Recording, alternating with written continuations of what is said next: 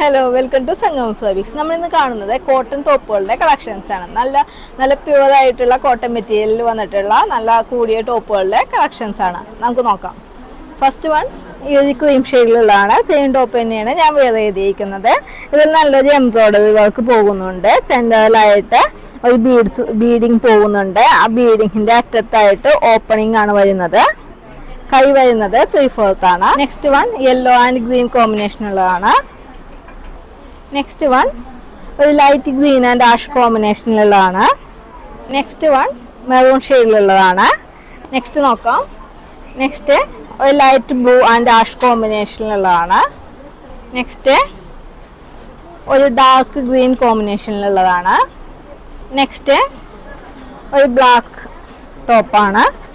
And last one വരുന്നത് ഒരു sleeveless ആയിട്ടുള്ളൊരു ടോപ്പാണ്.